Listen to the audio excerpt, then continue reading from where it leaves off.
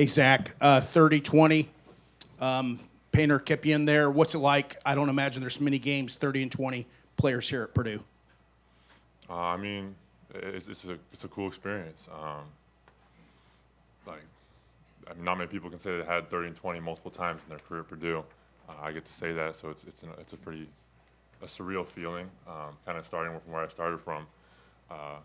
Just got a lot more games to play though. Zach, did you need kind of a game like this? Pardon? Did you need a game like this just to kind of push yourself forward a little bit more? No, I know who I am. Zach, the last two games were a little bit probably frustrating in terms of your ability to get the ball, but also with the way the Nebraska game ended up. How much of this was blowing off steam for you in any way? Yeah, I mean, it's tough kind of getting your minutes limited by some foul calls. It's nice to kind of just get out and play, have a game where I can just kind of get out, not worry about my foul count, and just play. So it was really nice. Braden and Fletcher, I think you guys had as a team 4 early turnovers, but then you go on a 27-2 run. How big was that just for some momentum? Because as we know, turnovers has been kind of the bugaboo for this team when things don't go well. I think us coming in, we knew it was a big focus for us, especially with their pressure and their press. Just getting our outlets, getting to Braden and getting it going. But when they're coming to steal it from behind and just really attacking the ball, it was important for us to focus on that and take care of it. Yeah, just to piggyback on that, just we knew they were an aggressive team. They're good defensively. So once we broke that press, just try to get Z the ball quick, and I felt like we did that and made some shots tonight. So Braden, you guys had 21 fast break points despite only forcing 8 turnovers. How are you guys able to do that? And was that an emphasis heading in to get out in transition? Yeah, I think everybody just was locked in. It obviously started defensively and us boxing out, and then once we're able to get those either steals or quick rebounds and go, obviously it gives us extra offense. And it's nice when you have people that run for you too, so you can get them the ball. Yeah, it kind of just touches on that a little more, Braden. Early in the game, it looked like you were really trying to push the pace and get out in front of their defense. Is that something you're looking to do every game? Yeah, it goes game to game. I just felt like if we got past their little press right there, then able to get in a little scoring zones and just try to get people the ball. And obviously tonight we made some shots, so like I said, it's just helpful for that. Back here for Zach. Obviously you have Indiana next.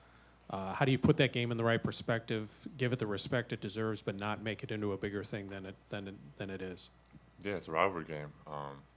We're going to get their best shot. Building's going to be full. Atmosphere's going to be great.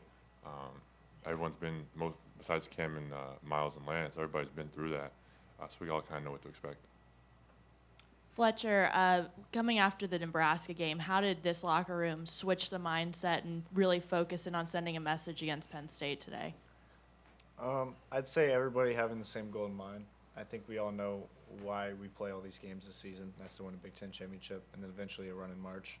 I think just one loss, when a team shoots that well and plays that well, we know who we are and we know that's not going to alter how we come out and play, how we come out and practice those 2 days in between. So really just knowing who we are, knowing what we have to do, and sticking together.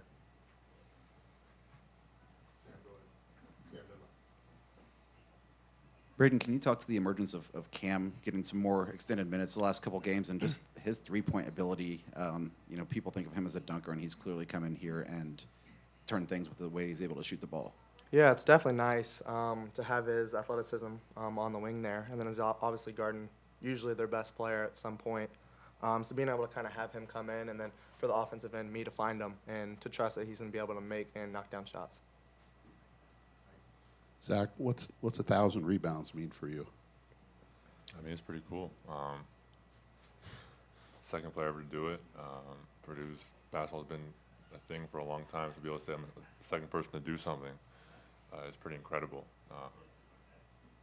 It's just something I kind of can think about when I'm all done with this. I'm not trying to think about it right now. I'm trying to focus on the season that we have ahead of us. But it's something I can reminisce when I'm older. Braden, is the double-digit mark in assists kind of a special number to you at all? Is it something you put a lot of stock in? Not necessarily, no. I just see it more as that's my job, is to get these guys the ball in the right spot and make their lives easier. And some nights it doesn't happen and we're not making shots, but when we are hitting shots, I mean, it's usually the outcome you get. Braden, to piggyback off Zach's question about IU, what's the message to this team, knowing what they were able to do last year, and why you want to send a message to this rivalry? Yeah, I think just if we go in there with the same goal in mind and we just play our basketball, we'll be fine. And I think some games when the ones we lost, like I feel like we were all over the place, and I feel like the games that we've won, we've been well connected and we've played our brand of basketball. Thank you, guys.